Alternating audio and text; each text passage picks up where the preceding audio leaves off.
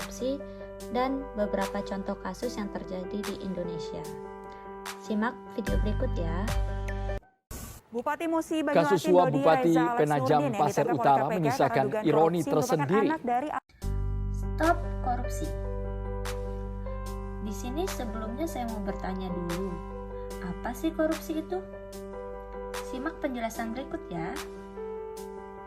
Mungkin saat ini korupsi sudah tidak asing terdengar di telinga kita. Korupsi sendiri berasal dari bahasa Latin yaitu corruptio, yang memiliki kata kerja corrumpere, yang artinya busuk, rusak, menggoyahkan, memutar balik, ataupun menyogok. Dan menurut KBBI atau Kamus Besar Bahasa Indonesia, korupsi diartikan sebagai penyelewengan atau penggelapan uang negara atau perusahaan atau lainnya untuk kepentingan pribadi maupun golongan.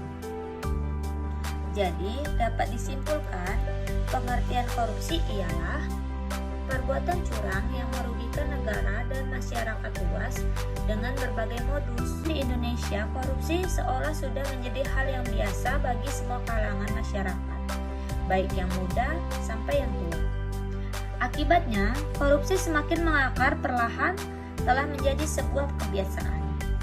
Sehingga Indonesia mendapatkan peringkat ke-96 dari 180 negara pada tahun 2021 berdasarkan Indeks Persepsi Korupsi. Korupsi ini pun memiliki berbagai macam jenis diantaranya. Yang pertama, korupsi uang negara. Jenis korupsi ini dibagi menjadi dua macam. Yang pertama, mencari keuntungan dengan cara melawan hukum. Yang kedua, merugikan negara serta menyalahgunakan jabatan untuk mencari keuntungan dan merugikan negara. Jenis korupsi yang kedua yaitu korupsi suap menyuap. Korupsi suap menyuap yang merupakan tindakan pemberian uang atau menerima uang atau hadiah yang dilakukan oleh pejabat pemerintah untuk melakukan atau tidak melakukan suatu yang bertentangan dengan kewajibannya sebagaimana perbedaan hukum formil dan material. Dan jenis korupsi yang ketiga yaitu korupsi tindakan pemerasan.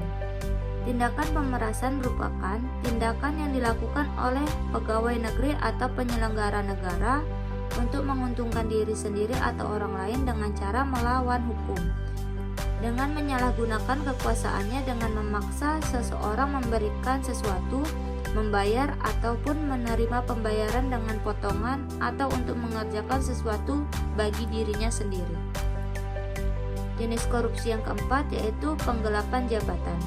Penyalahgunaan jabatan yaitu tindakan seorang pejabat pemerintah dengan kekuasaan yang dimilikinya melakukan penggelapan laporan keuangan, menghilangkan barang bukti, ataupun membiarkan orang lain menghancurkan barang bukti yang bertujuan untuk menguntungkan diri sendiri dengan jalan merugikan negara.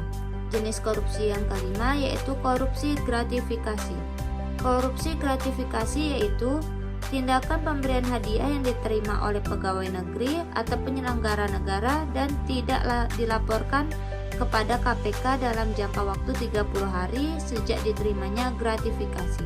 Dan jenis korupsi yang keenam yaitu korupsi benturan kepentingan dalam pengadaan. Pengadaan merupakan kegiatan yang bertujuan untuk menghadirkan barang atau jasa yang dibutuhkan oleh suatu instansi atau perusahaan. Kasus-kasus korupsi di Indonesia ini sudah banyak. Di sini saya akan memberikan beberapa contoh kasus korupsi yang telah terjadi di Indonesia. Yang pertama, PT Asabri. Kasus yang dilakukan oleh PT Asuransi Sosial Angkatan Bersenjata Republik Indonesia atau disebut dengan Asabri menjadi yang terbesar di Indonesia. Jumlah kerugian kasus dengan dugaan pengelolaan dana investasi periode 2012 sampai 2019 PT Asabri mencapai 23,74 triliun. Data ini berdasarkan pemeriksaan Badan Pemeriksa Keuangan atau BPK Republik Indonesia.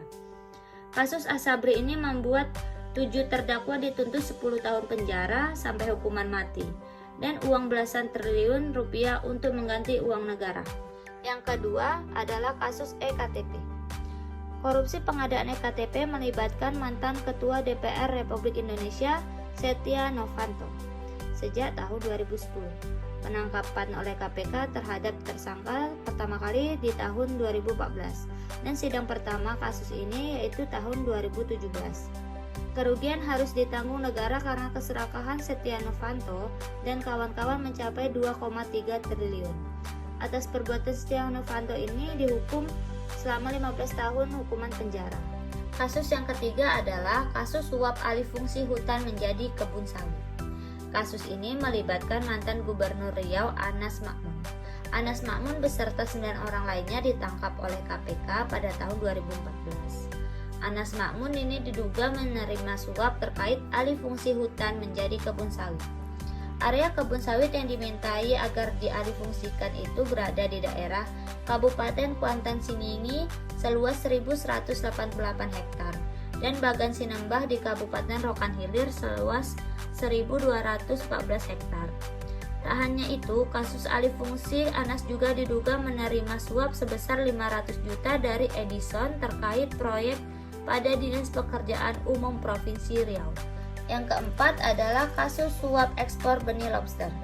Kasus ini melibatkan mantan Menteri Kelautan dan Perikanan Edi Prabowo. Edi Prabowo yang menggantikan Ibu Susi Puji Astuti ini memang dikenal dengan kebijakan kontroversialnya. Salah satunya ialah mengizinkan ekspor benih lobster yang sebelumnya dilarang oleh Ibu Susi. Kebijakan ekspor benih lobster ini diisi oleh praktik suap menyuap. Edi Prabowo terancam hukuman penjara selama 5 tahun dan denda 400 juta. Kasus terakhir adalah kasus korupsi bansos COVID-19. Setelah 1 bulan penangkapan Edi Prabowo, masyarakat Indonesia digemparkan dengan kasus korupsi bansos COVID-19 berupa sembako untuk masyarakat di Jabodetabek yang dilakukan mantan Menteri Sosial Juliari.